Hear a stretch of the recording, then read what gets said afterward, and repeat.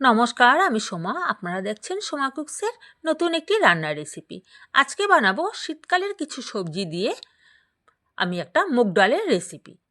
তবে শীতকালের সবজির মধ্যে আমি কিন্তু, আর এখন তো ফাল্গুন মাস পড়ে গেছে, প্রায় বসন্তই, শীতের প্রায় শেষই এখন বলতে পারেন।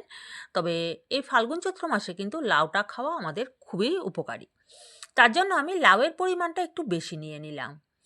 নিয়েছি কয়টা শিম, আর এখানে দুটো পাকা টমেটো, আর কিছুটা গাজর, একটু ফুলকপি আর পেঁয়াজকলি। এগুলোকে সব সুন্দর সাইজ মতো করে আমি কেটে নিয়েছি। আর আমি যেহেতু এটা মুগ ডাল দিয়ে রান্না করব, আপনারা কিন্তু চাইলে মসুর ডাল দিয়েও করতে পারেন বা মটর ডাল দিয়ে করলেও আরও ভালো লাগে এটা। নিয়েছি কয়টা কাঁচা লঙ্কা, একটু মাঝখান দিয়ে ফাটিয়ে নিলাম। তবে এই সবজিগুলোর মধ্যে কিন্তু মটরশুঁটিটাও দেওয়া যায়। আর আমার ছেলে যেহেতু মটরশুঁটিটা খেতেও ভীষণ খারাপ পায়, জানি না কেমন বাচ্চা এগুলো, মটরশুঁটিটা দিলে খুব খারাপ পায় গন্ধটা, সেই জন্য আমি আর মটরশুঁটিটা দিলাম না। আর এখানে আমি নিয়ে নিয়েছি সামান্য 1 চামচ রাঁধুনি সস আর 1 চামচ গোটা জিরে। প্রথমেই আমি শুকনো কড়াইতে এই রাঁধুনি সস আর গোটা জিরেটাকে হালকা একটু ভেজে নেব।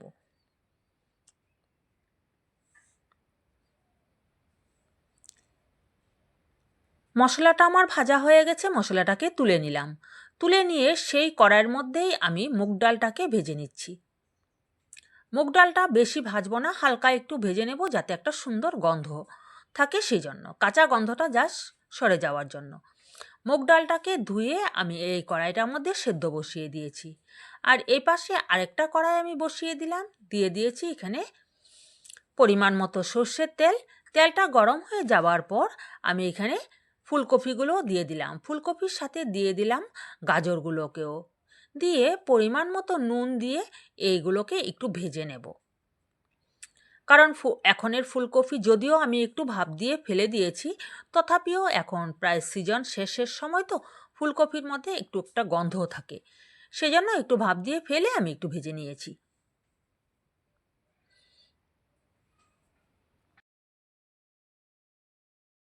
এবারে দিয়ে দিলাম শিমগুলো, কেটে রাখা শিমগুলোকেও দিয়ে দিয়েছি। দিয়ে সব কিছু আবারও কিছুক্ষণ ভেজে নেব। যে সবজিটা একটু আগে ভাজতে হবে, মানে একটু বেশি ভাজতে হবে, সেগুলোকে আগে দিলাম, আর যেটা একটু কম ভাজলেও হয়ে যাবে সেইগুলোকে একটু পরে দিলাম। এবার দিয়ে দিচ্ছি লাউগুলো।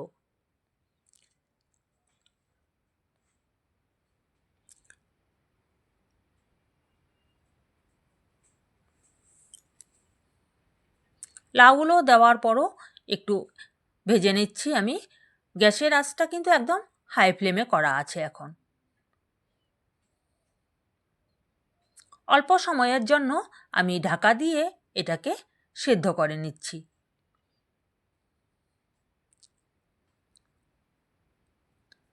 সবজিগুলো কিন্তু একটু নরম হয়ে এসেছে। এবারে দিয়ে দেব আমি আগে থেকে কেটে রাখা পেঁয়াজকলিগুলোকে। পেঁয়াজকলি তো বেশিক্ষণ সময় লাগে না সেদ্ধ হতে, সেই জন্য সবের শেষে দিলাম পেঁয়াজকলিটা।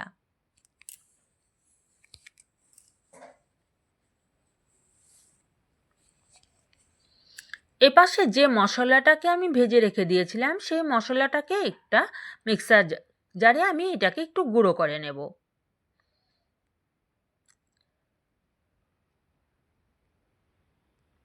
সমস্ত সবজিগুলোই আমার সুন্দরভাবে একটু ভাজা হয়ে গেছে। এদিকে দেখুন মুগ ডালটাও কিন্তু আমার সেদ্ধ হয়েছে। মুগ ডালটা আমি একদম পুরোপুরি গালিয়ে ফেলবো না, সেদ্ধ হয়েছে কিন্তু এটা পুরো গলে যায়নি, যাতে দানা দানাটা থাকে। সমস্ত সবজিগুলোকে তুলে নেওয়ার পর কড়াইতে দিয়ে দিলাম আবারও কিছুটা সর্ষের তেল, দিয়ে দুটো শুকনো লঙ্কা ফোড়নে দিয়ে দিলাম। দিয়ে দিচ্ছি 2-3টে তেজপাতা, দিয়ে দিলাম সামান্য 1 চামচ কালো জিরে ফোড়ন। সেই তেলের মধ্যে দিয়ে দিলাম ফাটিয়ে নেওয়া কাঁচা লঙ্কাগুলোকে। এবার দিয়ে দিচ্ছি টমেটোগুলো, কারণ টমেটোর একটা যদি কাঁচা গন্ধ থেকে যায় তখন কিন্তু ভালো লাগে না, তার জন্য তেলের মধ্যে টমেটোগুলোকে দিয়ে দিলাম। অল্প একটু সাঁতলে নিচ্ছি।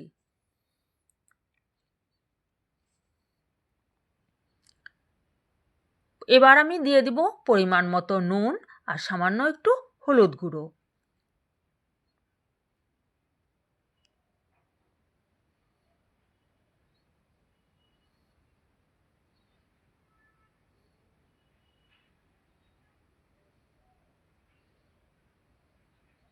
এবারে আগে থেকে সেদ্ধ করে নেওয়া সেই ডালটা আমি ঢেলে দিলাম।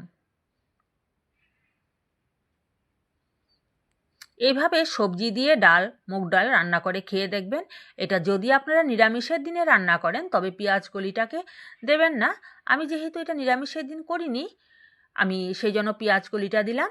আর আপনারা যদি মটরশুঁটিটা দিতে পছন্দ করেন তবে মটরশুঁটিটা দিবেন, খুব ভালো লাগে খেতে। ডালগুলো ঢেলে দেওয়ার পর অল্প সময় ঢাকা দিয়ে রেখে দিয়েছিলাম। ডালটা কিন্তু এভাবেই সেদ্ধ করবেন, তবে দেখবেন ডালটা বাকিটা পরে রান্না করতে করতে আরও একটু সেদ্ধ হয়ে যায়। এবার আগে থেকে যে সবজিগুলোকে ভেজে নামিয়ে রেখে দিয়েছিলাম সেই সবজিগুলো দিয়ে দিচ্ছি।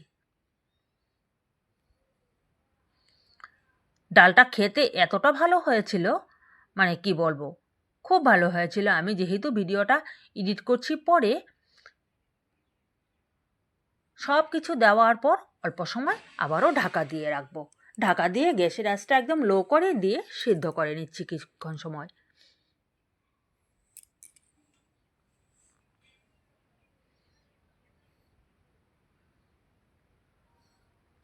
ডালটা এখন যেমন আছে এটা কিন্তু ঠান্ডা হয়ে গেলে আরও একটু ঘন হয়ে আসবে। এবার আগে থেকে ভেজে নেওয়া যে মশলাটা সেটাকে গুঁড়ো করে রেখে দিয়েছিলাম, সেই ভাজা মশলাটা দিয়ে দিচ্ছি ডালের মধ্যে। এখানে কিন্তু জিরে আর রাঁধুনির সস আছে, আর কোনো মশলা নেই এটার মধ্যে। বাস ভাজা মশলাটা দিয়ে অল্প সময় এটাকে ঢেকে রেখে দেব। যেহেতু অনেক রকম সবজি এখানে দিয়ে রান্না করেছি, সেই জন্য সামান্য একটু চিনি আমি এখানে দিয়ে দিলাম।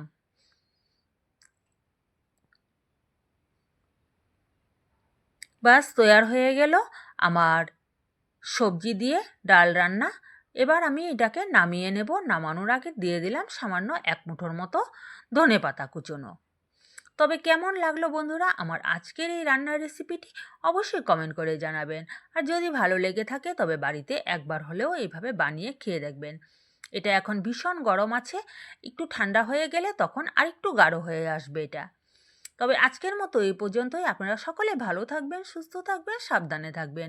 আবারও নিয়ে আসবো অন্য কোনো দিন অন্যরকম রান্নার রেসিপি নিয়ে। ততক্ষণে